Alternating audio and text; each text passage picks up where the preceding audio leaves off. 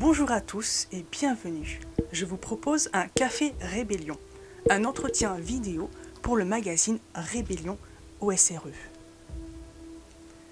J'ai la chance d'accueillir Damien Tarel, l'homme qui a osé gifler le président Emmanuel Macron. Voici la troisième partie d'un entretien fleuve en 5 parties, Mishima, Conan et la virilité. Et tu me parlais de certaines influences dont on a déjà un peu parlé par rapport au Japon, des livres. Et est-ce que il y avait Mishima, notamment Yukio Mishima. Ah, Et c'est vraiment quelqu'un dont il faut parler tout le temps parce que voilà, je te laisse dire ce qui t'intéresse chez lui ou. Pour moi, c'est une référence. Je rêve d'un Mishima français. Quand bien même il échouerait comme Mishima, hein. C'est d'une beauté de se dire que voilà, que dire sur Mishima. Déjà pour ceux qui ne connaissent pas Mishima, je pense qu'il faut peut-être faire un petit résumé. Mishima, c'est avant tout un littéraire, timide, homosexuel, très occidentalisé. Et par la littérature, par la redécouverte de son pays, il va passer du côté de la tradition. Il va se muscler, faire des arts martiaux, essayer de recréer cet idéal de samouraï jusqu'à vouloir créer un coup d'état par l'honneur, par le sabre, coup d'état qui échouera et il finira donc comme un samouraï en suicide rituel, en seppuku, à s'ouvrir le ventre et à se faire décapiter parce qu'il a échoué son coup d'état, voulant ramener un Japon glorieux et historique. Alors, à une époque où le Japon a perdu la Seconde Guerre mondiale et qu'il est en pleine occidentalisation. Il faut le remettre dans le contexte de la guerre. Il est né donc en 1925 et ce moment de la guerre et de l'après-guerre voit cet américanisme qui ne supporte pas, qui est insupportable d'ailleurs. Lui et d'autres artistes, hein, notamment des troupes de théâtre, plein de personnes. Et donc, il n'y a pas que des gens qui doivent qui doivent accepter le progrès, entre guillemets le progrès, parce que c'est pas un progrès, c'est une forme de progrès qu'on nous impose, imposée par des élites étrangères en plus américaines. Et là, c'est là où justement il va repuiser vers ses racines. Et moi, je trouve que c'est très important de lutter contre la modernité qui ne convient pas, qui tous les jours on voit que ça marche pas, cette voie-là, et que en fait, il faut retrouver des choses de notre histoire. Exactement, il a réussi en fait, alors qu'il était quelqu'un de très moderne, à aller puiser dans son passé et dans l'histoire de son pays pour essayer de ramener quelque chose. Il avait même formé un groupe paramilitaire, formé de jeunes. C'est vraiment l'histoire de Mishima, c'est une épopée fantastique, quoi. Et il avait une parfaite connaissance de l'Occident. Ce n'était pas du tout comme on pourrait le croire, un traditionnel. Non, il connaissait très bien l'Occident et son pays. Je peux recommander de Mishima. Alors, c'est vachement dur de les trouver, mais je suis obligé de les recommander. Donc déjà, ses livres, Le Pavillon d'Or, qui parle de la beauté. Ces livres sont fabuleux. Hein. Et il y a 2 films qui sont très intéressants qui sont Mishima. Je crois c'est 5 saisons de Mishima. Je crois c'est quelque chose comme ça, ou Mishima en 5 saisons. Il y a un film absolument fabuleux qui, en racontant la dernière journée de Mishima, qui lui va venir donc faire ce coup d'état, qui n'a fait qu'une seule victime lui-même, qui va faire ce coup d'état, raconte en même temps les différentes périodes de sa vie avec ses différents livres, en le mettant en parallèle de ses différents livres, parce qu'il avait même publié un livre et fait un court-métrage à l'époque, où justement c'était un patriote qui faisait un coup d'état exactement de la même manière qu'il a fait. Ça s'appelait Patriotisme, justement. Patriotisme, c'est ça. Et il avait aussi écrit un livre, je crois que c'était le dernier volet de Chevaux échappés, c'était un triptyque, et il avait fini par celui-là, où c'était justement un jeune kendoka qui formait un groupe de jeunes et qui voulait renverser une partie du gouvernement corrompu à la solde des capitalistes américains. C'est un contexte très particulier et complètement à contre-courant de ce qu'était le Japon à cette époque-là, où tout le monde justement basculait dans le capitalisme et où la seule opposition qui existait était le communisme, étaient les groupes communistes japonais. Et il y avait une certaine tendresse justement de Mishima envers ces groupes communistes en disant je crois qu'il avait fait plusieurs conférences où tout le monde lui crachait dessus en disant mais vous êtes un vieux réac, vous êtes pour la guerre, vous êtes pour l'empereur, c'est n'importe quoi. Il disait non mais attendez, on a le même combat, nous aussi on est contre le capitalisme. La seule différence c'est que moi j'ai la carte de Joker, j'ai l'empereur. Et c'est un petit peu aujourd'hui ce que j'aurais envie de dire aux gens de gauche en général, aux gens qui veulent la révolution, dont on a la même ambition, on a la même aversion pour cette modernité. Eux ne l'appellent pas la modernité, ils l'appellent autre chose, par exemple le capitalisme ou d'autres choses. Mais la même aversion, en tout cas pour cette marche que les événements suivent. La seule chose que j'ai envie de leur dire, c'est attendez, moi j'ai la carte de Joker, j'ai la tradition, j'ai le roi, j'ai le rêve en fait. Toute cette gauche qui veut changer les choses, elle a une puissance qui est incroyable, mais il vous manque le rêve. Et c'est pour ça que vous êtes là, vous inventez des combats, vous fantasmez comme des chevaliers, défenseurs de la veuve et l'opprimé, parce que vous vouliez en être. Vous voulez en être. Et vous pouvez l'être. Ils sont déracinés. Cette gauche-là, pour moi, a été déracinée. C'est pas de leur faute, hein. C'est le système qui a fait pour. Ils sont victimes de l'éducation nationale, bien sûr. Si on leur apprenait de la publicité, de marketing. Un chevalier, ils seraient chevaliers. Parce qu'en fait, ils ont envie d'être des chevaliers. Oui. Ils ont envie, ils l'ont dans leur gène. Ils l'ont dans leur gène, mais ils n'ont pas quasiment. Ils ont cette volonté de vouloir défendre les justes causes et tout ça. Mais on ne leur apprend pas que ça a déjà existé. Que ça a déjà existé. Voilà. C'est dommage. La réconciliation de la gauche et de la droite en forme de peuple contre les élites qui nous... Pour moi, ça, c'était les Gilets jaunes. Pour moi, les Gilets jaunes, ça a été cette réconciliation-là où on a vu tous les extrêmes. L'exemple même, c'est ce que je raconte. Des individus. Voilà, moi, je suis allé voir Emmanuel Macron avec mon pote, mon ami d'enfance, avec qui j'ai grandi, qui lui est communiste, anarcho-communiste. Et on est allé le voir tous les deux, on était sur les ronds-points tous les deux, et c'était ça l'ambiance des ronds-points. C'était les gars qui arrivaient avec les drapeaux régionaux, avec la fleur de lys ou avec le cœur vendéen qui allait sur les ronds-points avec d'autres gars qui avaient le marteau et la faucille, qui discutaient et qui étaient d'accord sur 90% des sujets. 90% des sujets, ils étaient d'accord. Donc il faut arrêter de se diviser là-dessus, il faut vraiment discuter ensemble, il ne faut pas avoir peur de la confrontation. Au pire, on n'est pas d'accord, on se met d'accord sur les choses sur lesquelles on est d'accord, et si on n'est pas d'accord, on discute. À partir du moment où on est sur le rond-point, de toute façon, on est obligé de discuter, parce que sinon on se tape sur la gueule. Et donc c'est une forme de discussion. Sur un plateau télé, c'est autre chose. On peut se disputer, ça se réglera jamais. Par contre, sur le rond-point, on va bien forcément se mettre d'accord, parce qu'on est là en face de l'autre. C'est ça qui est sain. Moi, je dis, l'essence des Gilets jaunes, c'est que les gens sont rassemblés. Ça a été sur des ronds-points, mais à l'avant, les gens se rassemblaient déjà sur des places de village, à la sortie de l'église, n'importe où, peu importe. Mais aujourd'hui, les gens, chacun est chez soi, rentre du boulot, va chez soi, se met devant sa télé, et c'est ça qui nous tue. Exactement. C'est ça qui nous tue. Internet a réussi à recréer cet esprit de village, mais dans un village global. Alors que la régionalité, c'est vachement important. Les Gilets jaunes, c'était des gens qui arrivaient avec leurs drapeaux régionaux. Oui, ils ont grandi dans le même décor, dans le même terroir, donc ils ont des choses en commune à protéger. J'avais aussi noté Robert Howard et Conan le Barbare qui tu as utilisé des images du film de 82 avec Arnold Schwarzenegger pour annoncer le fait que tu allais sur le plateau de Touche pas à mon poste, je crois. C'était pour dire que je sortais de prison. Oui. Pour annoncer ma sortie de prison. Tu sors de prison tel Arnold Schwarzenegger. Qui défait ses chaînes en trouvant l'épée dans la grotte. La symbolique est quand même... on trouve l'épée antique sur un squelette. Voilà, il récupère cette épée antique qu'il associe, il dit mais peut-être que c'est mon dieu, parce qu'il voit ce squelette et il dit alors Chrome, c'est toi mon dieu, le dieu mort en fait, le dieu qui n'existe plus mais qui lui lègue cette épée, qui lui lègue cet héritage. Il sort de la grotte, il était poursuivi par des loups, il sort de cette grotte avec cette épée, brise ses chaînes et les loups s'enfuient. C'est quand même une image symboliquement qui est très puissante. Donc la prison c'était ta grotte et tu as eu des révélations, des choses... C'est vrai que je vais pas dire que j'ai une révélation spirituelle, mais j'ai été obligé de revenir au spirituel, en tout cas dans cette prison, pendant des périodes qui ont été très très dures, où je n'avais ni livre, ni quoi que ce soit, où j'étais complètement isolé, sans discussion. Tu étais à l'isolement, justement? J'étais à l'isolement, surtout dès le début, en fait.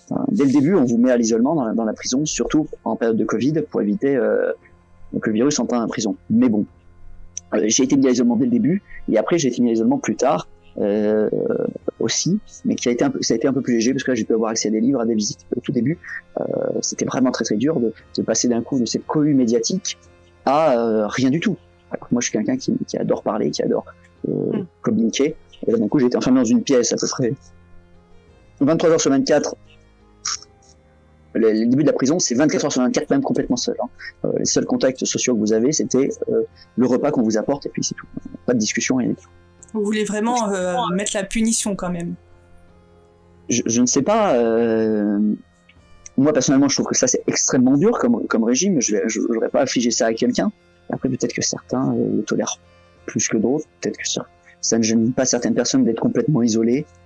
Je n'en sais rien. En tout cas, pour moi, ça a été une expérience extrêmement dure. Je vois mal comment... je connais beaucoup de personnes, en tout cas, qui ne le toléreraient pas, qui deviendraient très vite fous. Moi, moi-même, je pense que je frôlais la folie pendant cette période. Oui. Mais donc, j'ai dû me mettre dans un mode de vie monastique pour, justement, voilà, par la prière, par la méditation, ce genre de choses. Donc oui, j'ai eu un retour... voilà, j'ai été poursuivi par les loups, enfermé dans la grotte, et après, quand je suis sorti, voilà, j'étais régénéré, tel un homme nouveau. Oui, bah oui, ça change. Symboliquement, il y a quelque chose. Tu dis que tu as fait de la prière. Est-ce que tu veux parler de religion un petit peu, enfin, comme tu veux? Oui, alors moi, je suis catholique. J'ai pas reçu une éducation catholique. Je suis allé au catéchisme. Ma mère était protestante, mon père était catholique, mais on n'était pas des grands pratiquants. On allait à la messe de Noël. Ma grand-mère allait à la messe, mais on était plus pratiquants par tradition qu'autre chose. Bon, à la base, toute ma période de lycée, je suis avant tout un humaniste. J'ai du mal à être chrétien, mais c'est parce que chrétien, j'ai du mal. Et puis, par la confrontation à réel, le combat, en fait, par la raison, tout simplement. C'est la raison qui m'a ramené à la religion. C'est terrible. Rigolo, ouais. Ça peut paraître complètement aberrant, mais en fait, c'est ça. C'est vraiment la raison qui m'a ramené à l'importance de la religion, que ce soit dans la société, et d'un point de vue individuel, d'un point de vue psychique, d'un point de vue... il y a tellement de choses, en fait. Et ça, c'est des découvertes qu'on a... Je ne veux pas dire qu'on a fait récemment, mais c'est qui ne sont pas transmises à l'école. Le spirituel est dénigré. Traité comme une force avant tout politique, alors qu'il y a une démarche personnelle dans le spirituel qui est indispensable. Ne serait-ce que... On peut le démontrer d'un point de vue neuroscientifique qui est fondamental. Tu t'es senti plus catholique vers quel âge? Il y a un âge, quelque chose l'âge de raison. vers 21 ans, je dirais, vers 21 ans. Mais jamais été anti-catholique, hein, j'ai jamais eu une aversion pour la religion parce que partout où je regardais, je voyais justement une aversion pour la religion. Donc, oui. Naturellement, moi, j'ai quelque chose d'instinctif. C'est quand je vois partout des gens qui crachent sur quelque chose, naturellement, je m'y intéresse. C'est la chevalerie, ça. Voilà, c'est peut-être la chevalerie. C'est peut-être, voilà. Mais le véritable les causes. Voilà, je regarde autour de moi et je vois que tout le monde dit la religion c'est mal, la religion c'est pas bien, c'est du caca. Bon, vous savez quand les jeunes beaucoup de jeunes disent ça aujourd'hui, la religion c'est n'importe quoi. Comment on peut croire des bêtises pareilles? Alors moi je me dis quand même, quand on regarde l'histoire, je pense pas que c'était des idiots. Et pourtant ils étaient très croyants. Alors qu'est-ce qui s'est passé? Là je me pose une question. D'où ça vient? Donc voilà, quand je vois une aversion qui est de plus de raisons contre quelque chose, je me pose des questions. On peut même dire que mon côté droitard, le fait que je sois plus orienté à droite, vient en partie de ça. C'est parce que je vois une aversion pour tout ce qui est à droite, ce qui est considéré comme des valeurs de droite extrêmement dénigrées. Alors je me dis, mais quelle est la raison derrière ça? Je trouve ça un petit peu choquant. Je vois, mais il y a quand même aussi un côté spirituel, un besoin spirituel, Bien sûr. Un sentiment, comment est-ce qu'on peut définir ça? C'est quoi? C'est un sentiment? C'est une... je dirais la transcendance, le fait que quelque chose nous dépasse. Quelque chose nous dépasse et dépasse notre simple vie. Et ça, c'est fondamentalement opposé à l'individualisme et au capitalisme. Fondamentalement. Au-delà de notre vie et de nous-mêmes, il n'y a rien. Ça, c'est le capitalisme.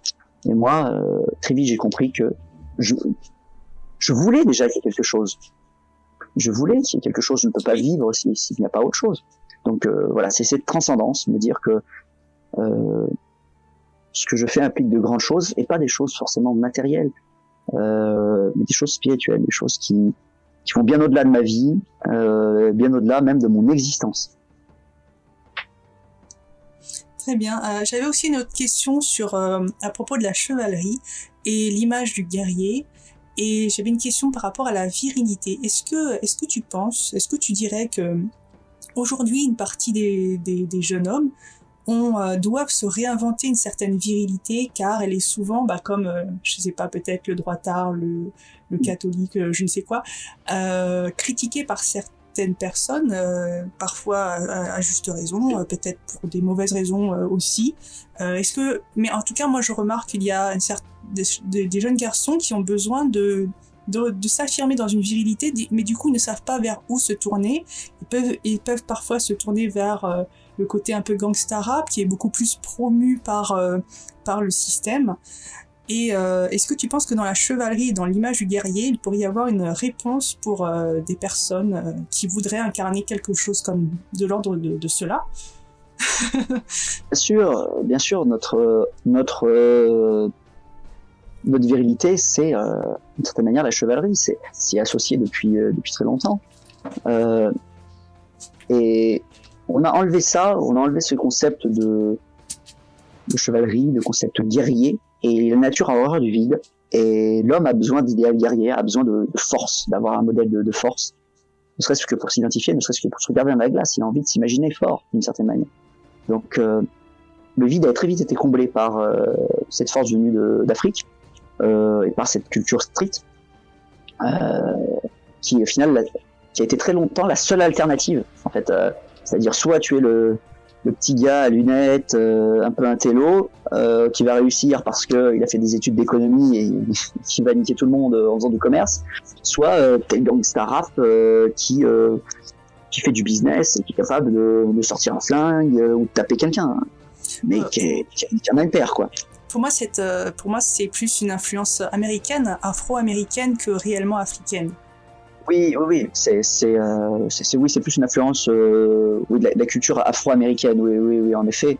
Après, en France, elle s'est plutôt implantée, voilà, de la même manière par les banlieues, parce que oui. Pourquoi je dis africaine, c'est parce que en fait, ce peuple d'Afrique a encore un contact à la virilité que nous on a perdu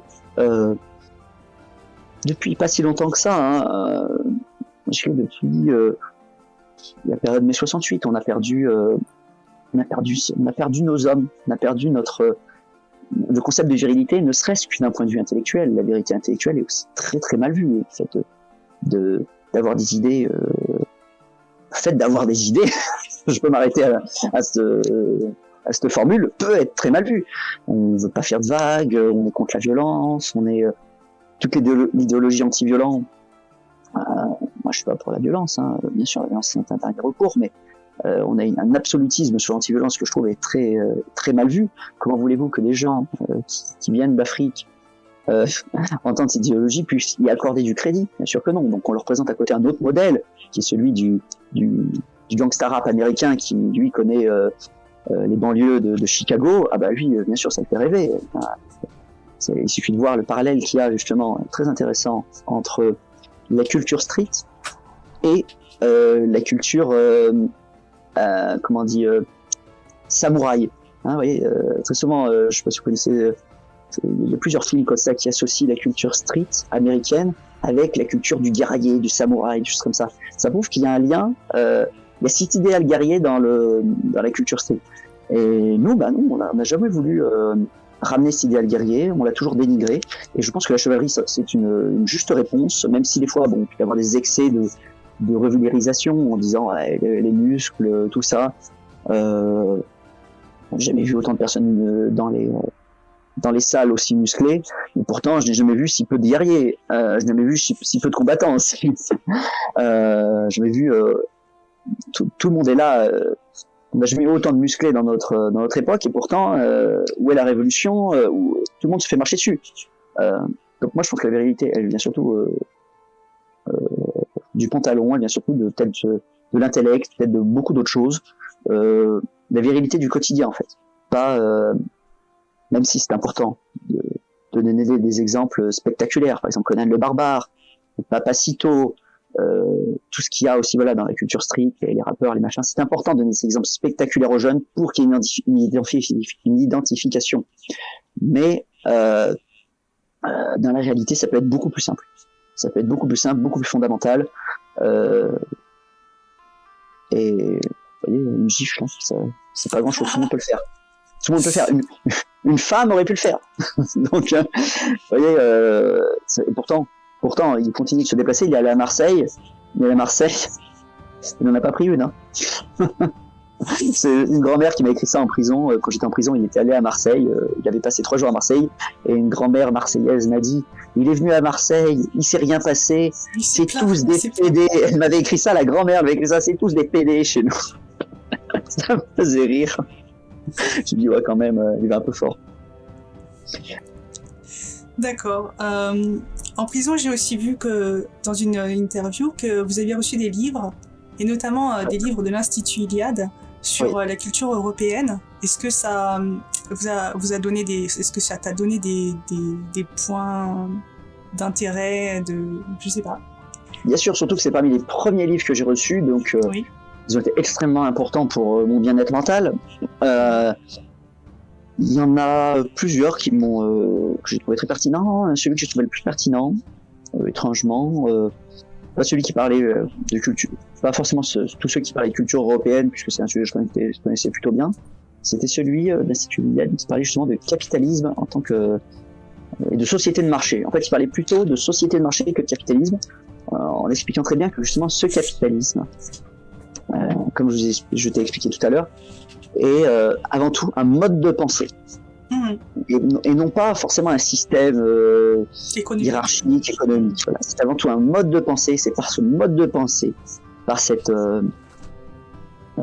éducation qu'on veut nous donner de l'argent, ce mode de pensée bourgeois hein, qui remonte à très longtemps. On trouve même les références justement dans des gestes médiévales où on oppose justement la pensée bourgeoise à la pensée chevaleresque. Et ça remonte très, très, très anciennement. Déjà, il existait la pensée bourgeoise, et donc le chevalier était déjà l'anti-bourgeois au Moyen-Âge. Et moi, aujourd'hui, la seule différence entre le Moyen-Âge et aujourd'hui, c'est qu'aujourd'hui, le bourgeois a gagné. Il a gagné le combat, en fait. Il a gagné, c'est la guerre idéologique, et le chevalier est tombé en désuétude. Le chevalier, aujourd'hui, c'est Don Quichotte. C'est un petit peu décalé. On dit, mais qu'est-ce qu'il fait là? Alors qu'en fait, il a d'autant plus sa place qu'aujourd'hui, je trouve, justement, pour s'opposer à cette société bourgeoise. Parce que la tradition, le passé est très important. Enfin, moi, c'est très important pour moi. Mais nous sommes quand même connectés dans un monde avec des réalités et tournés vers l'avenir. Et est-ce que tu te sens, de par, peut-être que tu as gagné une certaine notoriété, je ne sais pas, est-ce que tu vas cultiver cela et est-ce que tu voudrais développer un mouvement, un cercle, voire un parti politique ou être le porte-parole d'une cause ou quelque chose? Quels sont tes projets, peut-être un peu politico-social? C'est compliqué parce qu'à côté de ça, j'ai une vie. Oui. Et je suis pas quelqu'un, contrairement à ce qu'on a pu croire, qui n'a pas de vie et qui a fait une gifle pour d'un coup être célèbre et vouloir monter un parti, écrire un livre et tout ça. Non, pas du tout. C'était une occasion, mais à côté de ça, je préfère continuer les projets qui sont dans le concret et dans le contact avec ma région et les gens que je connais. Mais on m'a beaucoup fait le reproche justement de me dire, tu as ce pouvoir-là, tu as cette notoriété, essaye de monter un parti, essaye de faire quelque chose, va prendre l'Élysée, monte un mouvement. Est-ce que Napoléon s'est posé la question de, vas-y, tu peux le faire, tu as quelque chose. C'est une question que je me pose. J'y réfléchis. Je ne sais pas si je vais éviter de surfer sur la vague. Surfer sur la vague ne m'intéresse pas. Mais si si je suis réellement le représentant de quelque chose, peut-être que j'ai un certain devoir, donc peut-être que je vais devoir m'impliquer, oui, de manière politique. En tout cas, j'ai l'ambition pour le moment, techniquement, de commencer peut-être avec une chaîne YouTube ou avec des lives YouTube, quelque chose où on peut se rassembler et discuter. C'est ce que j'imagine le plus à l'échelle nationale pour le moment, parce que à l'échelle régionale, je m'implique. Je suis impliqué dans mon conseil de quartier. Voilà, j'essaie le maximum j'ai plus la croyance qu'on pourra changer les choses par le bas qu'en essayant d'infiltrer le haut. Chaque fois que je vois quelqu'un qui s'approche du pouvoir, je le vois tomber en intégrité en fait. Et je le vois bien que pour évoluer dans ces milieux-là, pour être allé sur Paris plusieurs fois, répondre à plusieurs médias, pour évoluer dans ces milieux-là, il faut se rabaisser en intégrité, tout ça me semble un peu abstrait. Tout ça est un petit peu abstrait pour moi, qui est en fait, je suis quelqu'un de banal, je suis quelqu'un de la France périphérique, tout simplement, banalement, comme il y a des milliers de Français. Et en fait, je ne suis pas intéressé par ce genre de choses. Ça ne me passionne pas, ça ne m'intéresse pas, ça ne me fait pas grossir en moi un ego que j'ai envie d'alimenter non plus. Tout ce que je pense, c'est peut-être la responsabilité, le devoir que j'ai envers ce geste que j'ai fait, et peut-être le mouvement que je dois lancer suite à ça. Mais ça, c'est une question que je me pose. Est-ce que je suis légitime pour lancer un mouvement, pour aller où, pour faire quoi? Est-ce que je suis prêt à m'impliquer jusqu'au bout? Est-ce que je suis prêt justement à sacrifier ma vie pour ce combat-là? C'est une question. Moi, je suis prêt à donner ma vie pour ce qui se passe autour de moi, mais le combat national, c'est un combat quand même très abstrait. Est-ce qu'il est raisonnable déjà? Est-ce qu'il est raisonnable? Est-ce que c'est un combat raisonnable? Est-ce que ça serait pas complètement absurde? Il faut que je réfléchisse. Si déjà je peux rassembler des gens pour les faire en sorte qu'ils discutent entre eux, ça serait déjà une grande réussite. Non, mais je suis totalement d'accord que sur le plan local, il y a des choses à faire, et de manière très concrète, et justement aussi investir moi ce que j'appelle la ruralité, qui est souvent très ringardisée par Paris ou les grandes villes, alors que il y a des choses à faire très importantes qui nécessitent de réveiller des initiatives, car avant les associations, il y en avait beaucoup, et là avec le confinement, ça en a enlevé beaucoup, et le pass sanitaire aussi, notamment au niveau des associations sportives. Je sais que c'est une catastrophe. C'est une catastrophe pour le quotidien de plein de personnes qui sont dans des petites villes, des petits villages. Et il y a réellement quelque chose à faire. Donc tu disais que tu es quelqu'un de banal. Bon, moi j'aime pas spécialement ce mot. Je pense que on peut être impliqué dans le localisme, dans la ruralité, et avec ou sans ego, c'est pas grave, on s'en fout de ça. C'est en tout cas dans le concret. Enfin, moi j'aime bien parler de concret, et ce que tu fais, c'est très bien, et j'encourage les gens non seulement à faire ça, mais aussi s'il y a des gens qui se sentent isolés, faut pas culpabiliser, car la société fait en sorte que nous soyons isolés pour que nous consommions leurs produits qu'ils vont nous inventer, alors que on peut se réunir dans des associations, des choses comme ça, pour recréer du lien social. Même on parlait de virilité tout à l'heure, les rapports hommes-femmes sont devenus extrêmement compliqués, et je pense que être isolé devant les écrans, ça empire encore plus les choses. Et donc localement, au niveau du territoire, du terrain, faire des choses, c'est déjà très très très grand, très important, et j'encourage chacun à participer à ça, quoi. Oui, voilà. Si je peux résumer, mon ambition, c'est pas d'être un leader. Si en faut un, il y en aura un. Peut-être ce sera moi, peut-être ce sera quelqu'un d'autre. Mais ça, c'est pas le souci. Par contre, ce que j'aimerais bien, c'est pouvoir être un exemple. C'est pouvoir me dire que ce geste-là, ce qu'il veut dire profondément, inspire les gens. Si aujourd'hui Macron se baladerait dans la rue ne pourrait pas se balader dans la rue sans en recevoir une, ça serait une grande réussite. Parce qu'il pourrait, beaucoup de gens méritent de lui en mettre une. Il mérite d'en recevoir de tous ces gens-là. Donc si déjà ça pourrait être possible, et s'investir aussi localement, si tout le monde serait investi aussi localement que moi, et serait prêt à transmettre son idéologie, mais pas en faisant des trucs sur Internet comme ça, là, en balançant, en partageant 2-3 trucs sur Internet. Non. Former une association, aller discuter avec les gens, partager votre point de vue, aller dans un bar, réunissez-vous en potes et aller discuter. C'est déjà un début. Mais faites du concret, tout le monde peut le faire. Moi, je le fais au quotidien.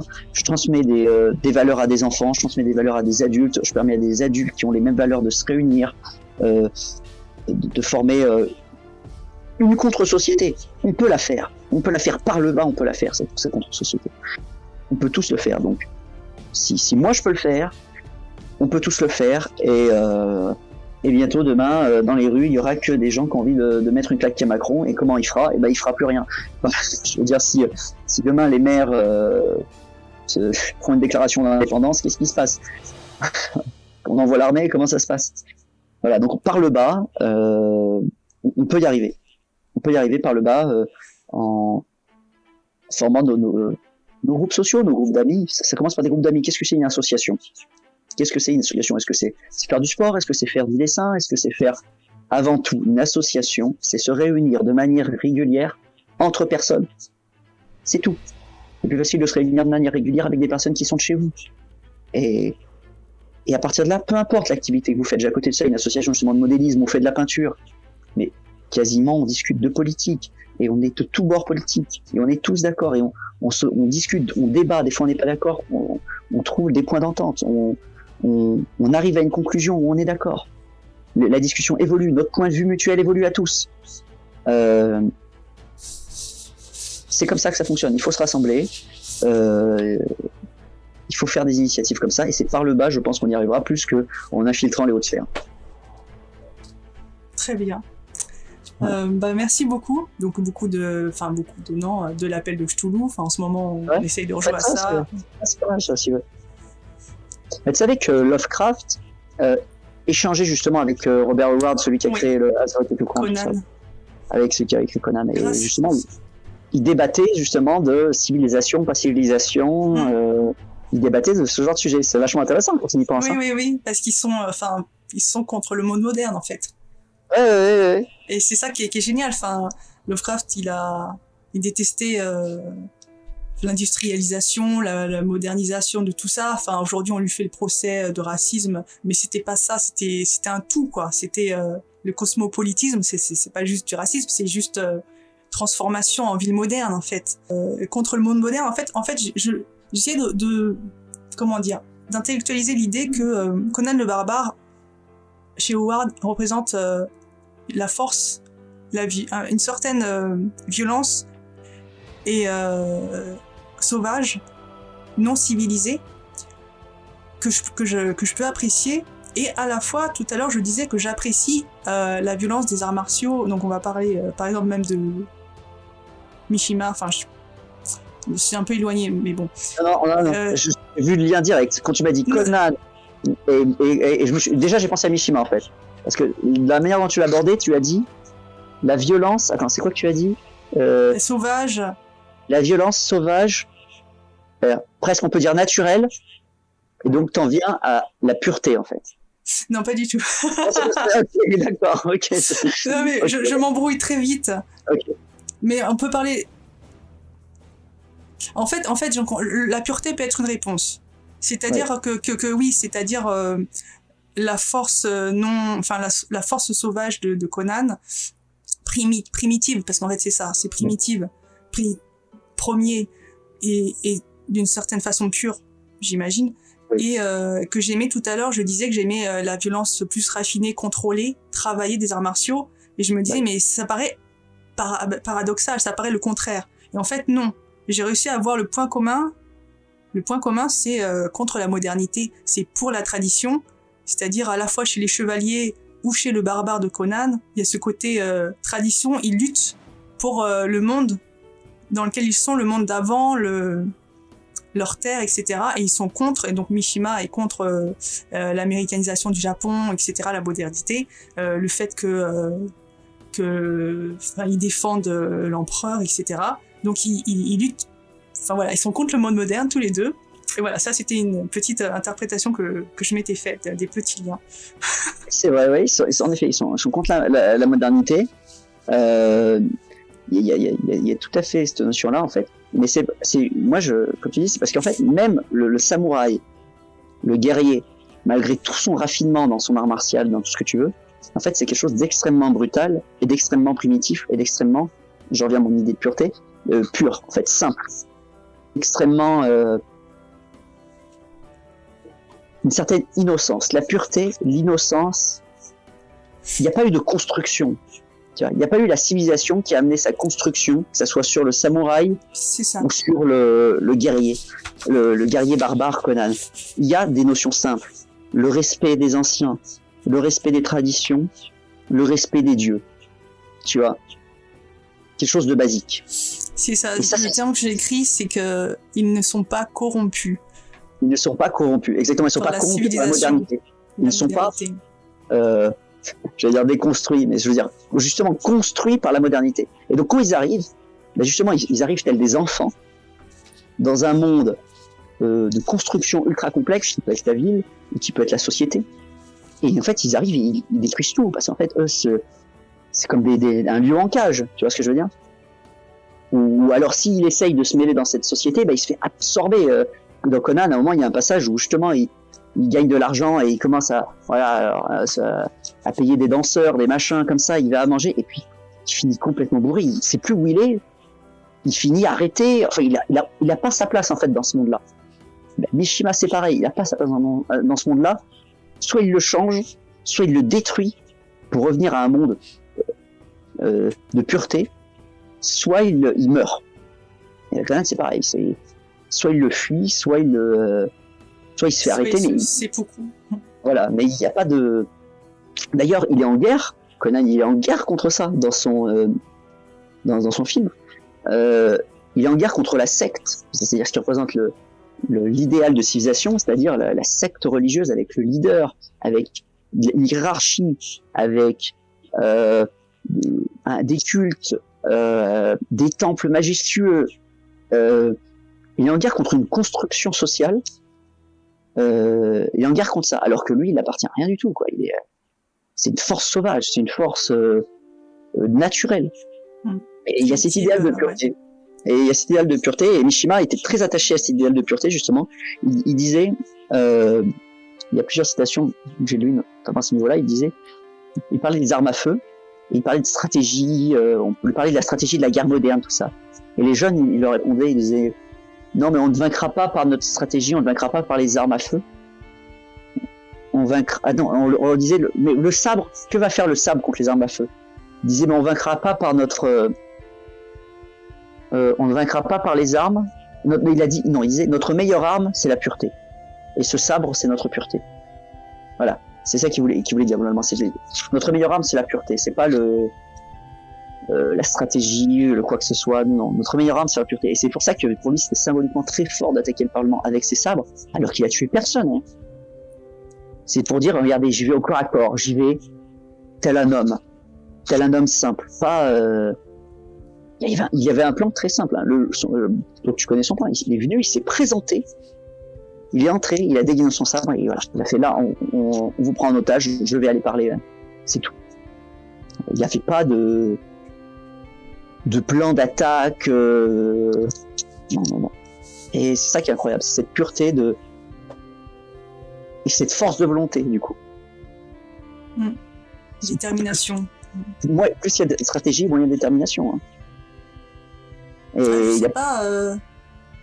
je sais pas, la stratégie, c'est... Je trouve qu'aujourd'hui, il aurait préparé son acte pendant 1 an aussi. Oui, il l'a préparé, mais pour faire quelque chose de simple, en fait. Et je trouve qu'aujourd'hui, en fait, on a tendance à faire une apologie de la stratégie. En disant, par exemple, il faut me dire que c'était pas stratégique, c'était peut-être en plus au mauvais moment, t'as pas choisi le bon moment, de la bonne manière, au bon endroit. Tu vois, des choses comme ça. Alors que ça, c'est l'excuse des gens qui n'agissent pas, et aussi des gens qui agissent, mais que très lentement et dans des buts très mesquins. Souvent. Pourtant, j'ai l'art de la guerre de Sun Tzu, la stratégie, je sais ce que c'est. Mais faut pas confondre la stratégie avec d'autres choses. On trouve trop souvent l'excuse de la stratégie pour vanter son intelligence. En fait, ce n'est que l'excuse de la faiblesse. Tu vois, ce n'est que uniquement pour excuser sa faiblesse et excuser et flatter son ego en disant moi je suis plus intelligent parce que j'aurais fait comme ci, j'aurais fait comme ça. Oui, après tout le monde arrive à commenter après coup les choses. Enfin, ça c'est autre chose encore. Après coup, mais avant, tout le monde arrive à préparer sa fameuse entreprise, son fameux plan d'entreprise. Je sais pas si t'en connais, mais comme ça, qui montent toujours des plans sur la comète et puis on voit jamais le fruit de leur Ils sont là, ils t'en parlent pendant des heures, ils ont un plan qui est comme ci, qui est comme ça, et puis on voit jamais le fruit de leur truc. C'est des commerciaux, ils essayent de convaincre. C'est pareil. C'est pareil. C'est le même principe, je trouve.